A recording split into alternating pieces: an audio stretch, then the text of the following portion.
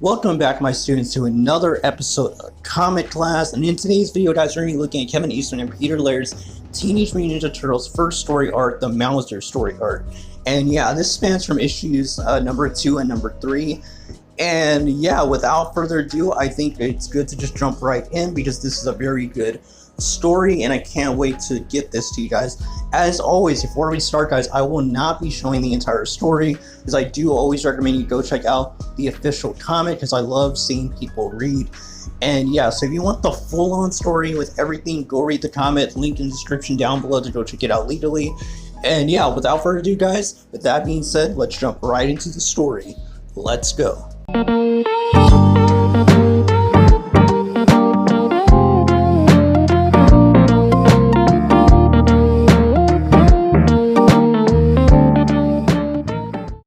Okay guys, so the Mauser story arc pretty much starts off with the Ninja Turtles basically watching TV, like a TV program. And this is where we get to see April O'Neil and Baxter Stockman doing an interview with a news station. And basically when we're seeing this, we get to see that the Baxter Stockman's unveiling a new invention called the Mauser, which is basically a rat killer, which Splinter doesn't take too lightly.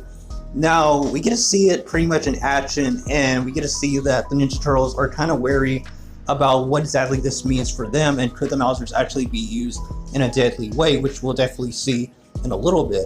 Now, Baxter Stockman is a pretty interesting character. He's a scientist that's pretty smart, pretty something like the Mausers, and we don't really get to see a lot of him in the whole first few story arcs, so I'm guessing that he comes back later on after the first run of Ninja Turtles. But I'll have to check into that because I would like to see more stories with him.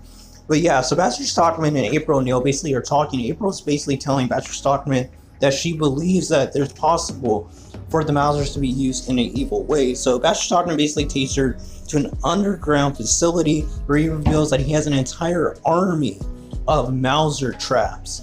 And basically he's going to use this to basically take over the city and hold the city for ransom. Now, when April tells him why exactly is he doing this when he's a scientist and can be rich off his genius alone, he basically says that he's doing it for fun and that he loves the power that he will have over the people, basically showing that he's completely lost it.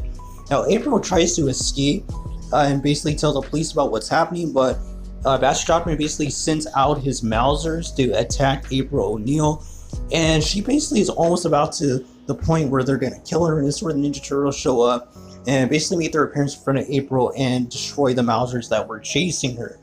Now, with this, we get to see that April is brought back to Splinter when she passed out in front of the Turtles. Basically, Splinter basically explains the backstory that we learned in issue 1, Origins, where the Ninja Turtles are where they are.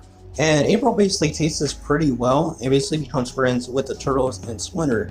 Now, they're watching TV when all of a sudden we get to see a newscast happening and a building behind them actually just, disintegrates. Basically, like, it just gets destroyed.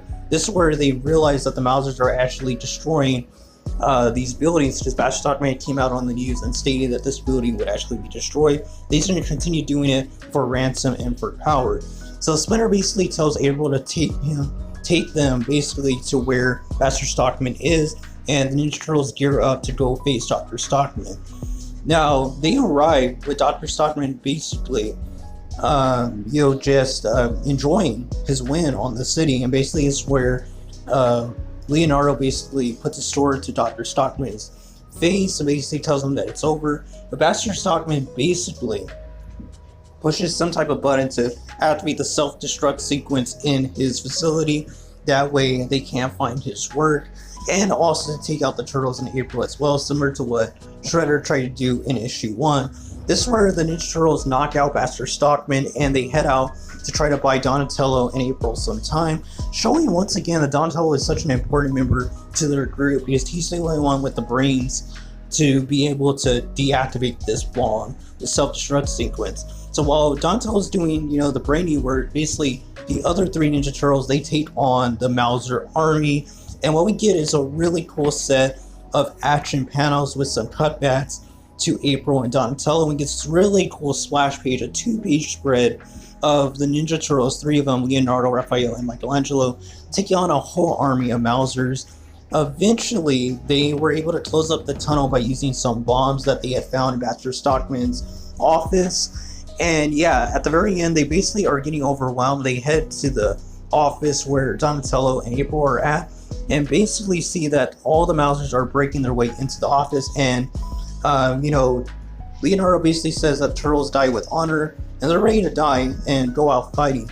But this is where they finally achieve the negate on the self-destruct sequence, and it turns out the Mousers as well, winning the day for the turtles against Baxter Stockman. And yeah, he's definitely going to jail after this.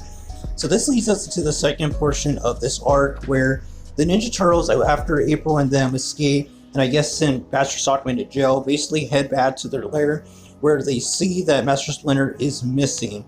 And Raphael basically states that he knows that he should have killed Baxter when he had the chance, and Leonardo tries to cool him down, and they basically head out. They get their stuff and they're going to head out to try to find April. That way they can possibly live at her place till they figure things out and find Master Splinter. Now we just see that Leonardo basically calls April to pick them up, and she does so, and this leads into this really cool scene where they're in a van, all four of them, and basically April learns about what happened with Master Splinter, that he's missing, and she offers to help them by having them live at her place. This is where we get this really cool action car chase scene with some mishap with a robbery, I guess, like a theft of a car. Is actually the same type of car as the one they're driving, so they get mistaken as these criminals, and it's a pretty cool scene with a lot of action. Now we get to see that April basically and the turtles arrive at her house, and this is where we get to learn more about April as a person and her father being in a nursing home and stuff like that he got a stroke.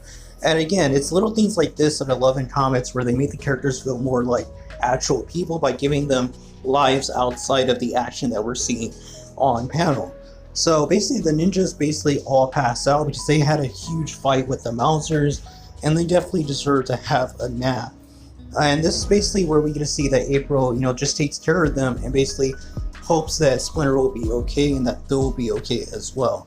This is where we get like a little epilogue portion of the issue, where we get to see what exactly happened with Splinter. So Splinter took on the Mousers and basically was not defeated but really badly hurt, so he landed into the sewer, basically even lower than where they were at in their hideout, their lair. This is where the TGRI, or I think it's TCRI in the comic, basically people pick up Splinter and they take him to their facility to kind of like heal him and try to learn more about what exactly happened with this rat and why is it that he can talk and he's huge.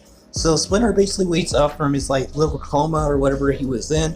He basically gets out of his hospital bed and heads towards the nearest door opening, and this is where we're revealed to the final end of this arc, where it's revealed that the people are actually not people, and they're actually these little brain aliens, which resemble Crane from the cartoon series. And yeah, and that's how the Mauser story arc ends, which will lead into the Fugitoid arc. Overall, guys, let's talk about this. So the Mauser story arc, it's actually really good. One thing I will say, if you're expecting me to hate on any of the main story arcs in this run, it's just not going to happen.